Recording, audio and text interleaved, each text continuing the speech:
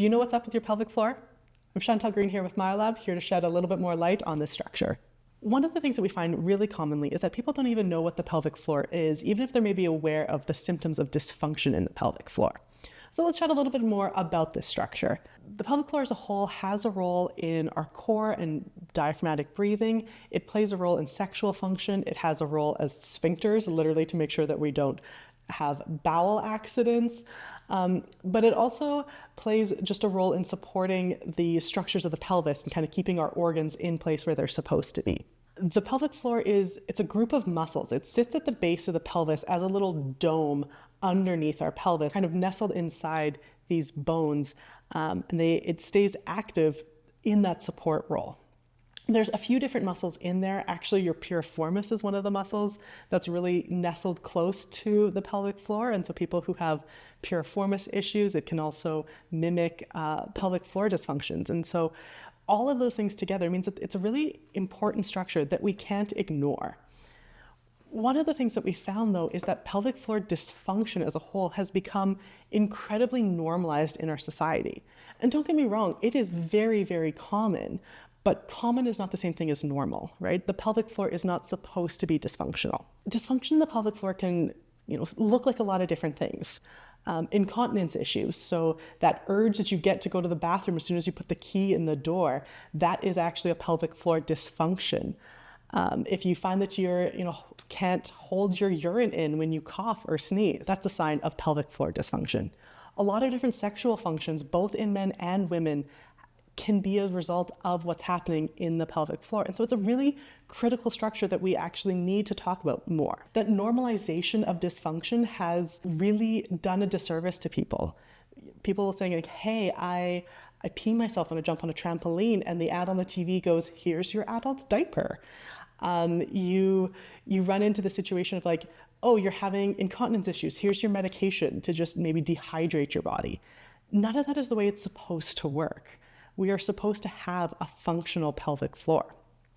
But because we're not talking about what normal is, we're also then not really talking about what abnormal is. When people think about pelvic floor dysfunction, they honestly think about women who've had kids, right? Like, oh, I had 4 babies, now I pee myself when I jump.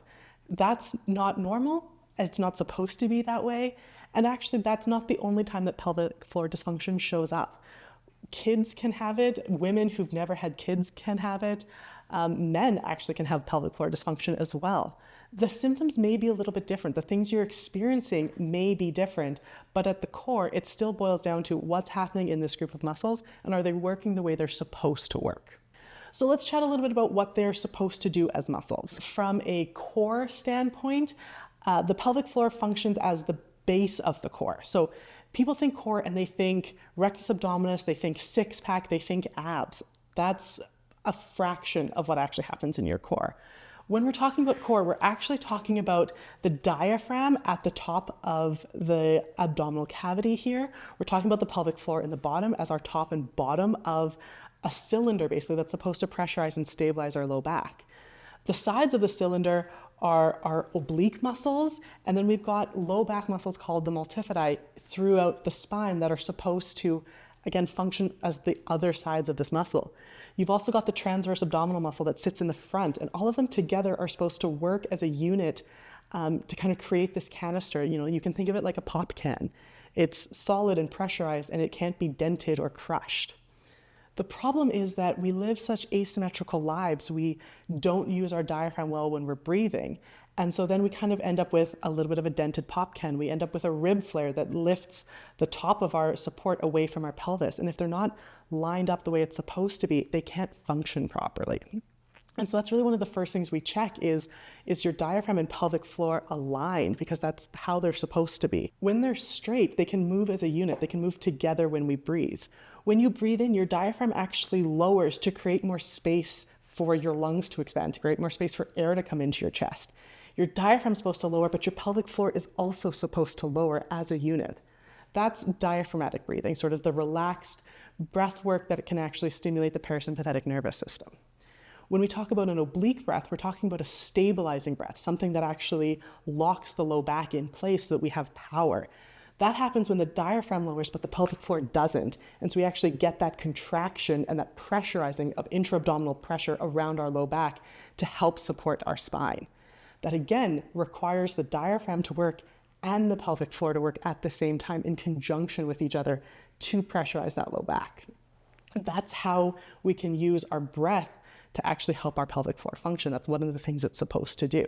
Now, because of where our pelvic floor lies at the base of the pelvis, any asymmetries in the pelvis actually affect the pelvic floor as well.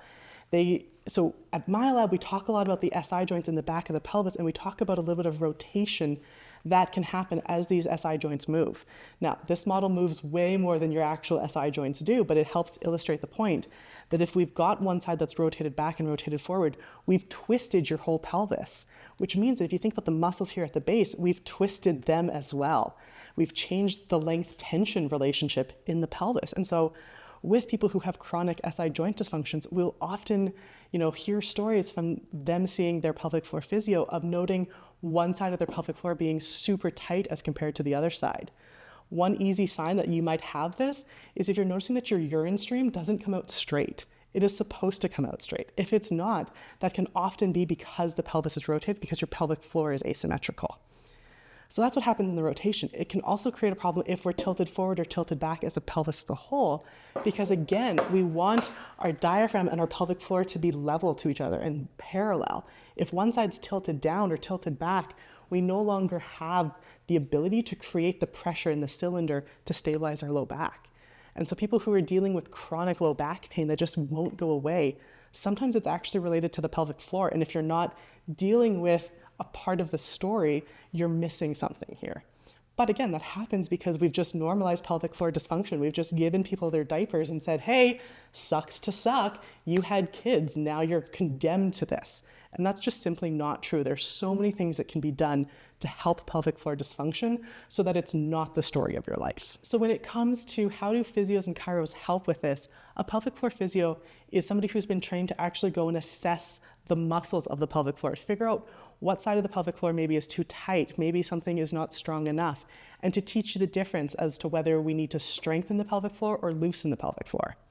From a chiropractic standpoint, usually we're spending most of our time on the joints and the muscles outside the pelvis, looking at what's moving too much, what's rotated, what's twisting, and what's not moving enough. When we know that, we can actually help adjust that. We can help bring that pelvic floor back into where it's supposed to be in relationship to the diaphragm. From a home care standpoint, there's lots of things that you can do as well. Really good breathing techniques, using your diaphragm well to make sure that it's moving at the same time as your pelvic floor is a phenomenal way to help mobilize the pelvic floor and actually reduce the symptoms of dysfunction. One of the things we find though is that people don't necessarily know what that feels like. They can't feel, they don't have the mind-muscle connection between their brain and the pelvic floor, especially if it's something that you've not thought of or you've normalized not paying attention to it. So you can actually get into a really good deep supported squat, grab onto a door frame or something sturdy and sink down into the squat as low as you possibly can. Put your feet wherever it's comfortable for you to do this. It doesn't really matter how wide or narrow your stance is. You just want to actually sit down deep into that squat. When you're in that position, there's a little bit of kind of tension on the pelvic floor. And then when you do that breath work, you can actually feel the pelvic floor lowering kind of between your sit bones as your deep breath pushes that out. Now, some people have told us that when they do this, they kind of feel like they're going to pass gas or they feel like they might pee themselves. And that's a very common sensation. We've never had anybody tell us that they've actually peed themselves because it doesn't usually happen. That lowering sensation of the pelvic floor is a similar thing that has to happen when we're using the bathroom. And so that's why your brain is going, hey, I think there's something happening here. You want to actually feel that movement in the pelvic floor. Now, that being said, if it's something you're a little bit worried about, feel free to go to the bathroom before you get into that squat, just to give you that peace of mind. Now, if you're finding that you can't actually tell if your pelvic floor is moving or not, another way of doing this is in a kind of high bear or like an inverted downward dog situation. What that does is actually lift your pelvis above your diaphragm so that gravity works on the pelvic floor, helping it move as you breathe. So you're going to be on your hands and knees, rotating around your shoulder, not pushing back as a downward dog, but actually just rotating to lift your sacrum up to the sky. And then in that position, you're going to take, maybe 5 to 10 deep breaths, really just concentrating on whether or not you can feel your pelvic floor moving in conjunction with your diaphragm. So You've made it through this video, you're wondering, hey, maybe I do have some pelvic floor dysfunction. What do I do about it? You've done the at-home things. The reality is the best thing to do is see a healthcare provider who knows what's going on with the pelvic floor and can actually help you with that. That might be a pelvic floor physiotherapist for the internal exam and work that is the gold standard to help with pelvic floor dysfunction, or it might be starting with a chiropractor to just see what's going on with the SI joints in the pelvis.